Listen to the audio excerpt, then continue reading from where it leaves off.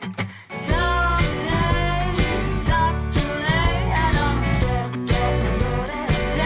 présent, la dernière étape pour confectionner notre suite, c'est d'assembler notre bande d'ourlet au bas du suite. Alors au préalable, j'ai préformé déjà ma bande d'ourlet, puisqu'en fait elle se confectionne exactement comme le poignet. Alors ici j'avais deux rectangles de bord-côte, vous voyez, deux coutures. Donc j'ai fait la même chose que pour le poignet, sauf que là il y avait deux coutures à faire. Ok, j'ai surjeté, j'ai cranté, dégarni, et avec le fer à repasser, j'ai préformé ma bande d'ourlet. Avant de continuer, j'ai aussi mis nos repères. Donc là, deux repères qui sont les coutures. Voici, que je vais mettre ici. Deuxième repère qui est les coutures ici. Et ensuite, pour trouver le milieu devant et le milieu dos, j'ai mis mes deux coutures l'une en face de l'autre et j'ai marqué mes deux repères. J'ai fait exactement la même chose pour le suite. Donc à présent, il faut assembler les deux endroit contre endroit. Donc je commence par assembler ici en m'assurant bien que la marge de couture est orientée vers le dos. Voilà, en m'assurant bien aussi que les coutures soient bien raccord. Donc là, je maintiens avec une épingle, une pince. Je m'assure que le raccord se fait correctement. Ensuite, je viens chercher mes repères, milieu devant. Ensuite, couture de côté. Voici. Donc une fois que c'est maintenu, je vais venir assembler ma bande d'ourlet à mon suite. Alors je vais commencer au niveau d'une couture de côté, donc devant en direction du dos, pour que le raccord de couture soit le moins visible possible. Alors maintenant nous allons passer à la surjetteuse.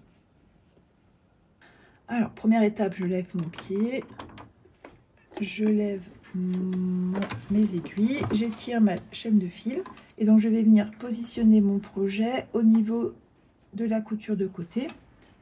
Hop, en assurant bien que les marges de couture soient correctement positionnées. Voici. Donc là, je lève mon pied. Légèrement un peu plus si besoin. Voilà, j'essaie de voir que tout est bien à plat. Donc là, je mets tout bien à plat. Et j'enchaîne la couture. Au fur et à mesure de la couture, je vais étirer ma bande de bord-côte, puisque vous avez vu, elle est plus courte que le bas de mon suite. Donc là, j'étire de manière à ce que les longueurs correspondent.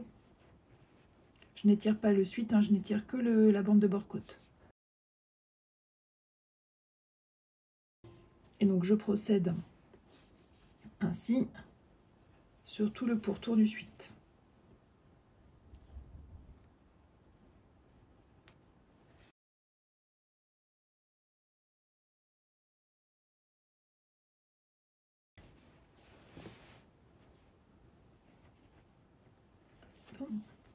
Donc je m'assure que ma marge de couture est bien positionnée.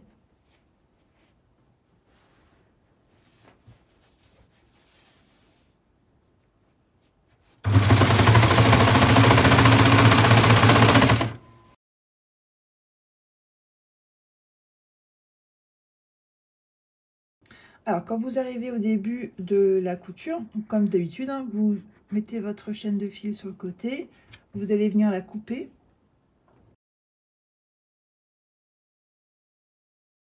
Voilà, vous arrêtez, vous bloquez votre couteau et vous superposez la fin de votre couture sur le début, sur 1 ou 2 cm.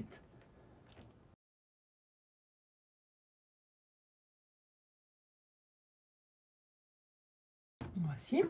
Donc ensuite, vous levez vos aiguilles, vous levez votre pied, vous formez une chaîne de fil de 10 cm environ, et ensuite avec l'aiguille, vous allez venir la rentrer dans la marge de couture.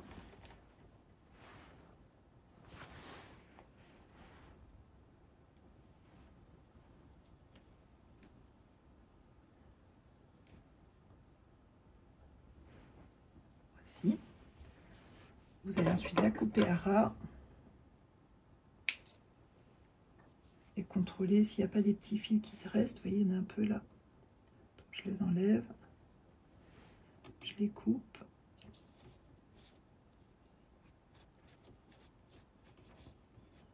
Voici. Donc maintenant, votre bande d'ourlet est assemblée. Il va falloir la mettre en forme à l'aide du fer à repasser. Alors, je vais commencer par déjà aplanir ma marge de couture en étirant un peu. Donc, je fais tout le tour comme ça. Hein. Une fois que j'ai fait le tour, ensuite, je vais venir coucher la marge de couture côté suite. Vous voyez, la marge de couture va venir se coucher vers le suite. Donc là, je mets le suite sur l'endroit. Et comme tout à l'heure, je prends le temps de l'écraser. Voilà. Donc là, vous allez faire tout le tour et on se retrouve juste après pour voir le résultat. Donc voici le résultat que l'on obtient. Nous avons notre bande d'ourlet qui est assemblée à notre suite. On voit ici le raccord de couture entre de la bande d'ourlet et de mon suite. Donc maintenant, le suite est terminé. Donc j'espère que l'ensemble de ce cours vous aura plu et j'ai hâte de pouvoir voir vos réalisations avec le hashtag surjetteuse facile.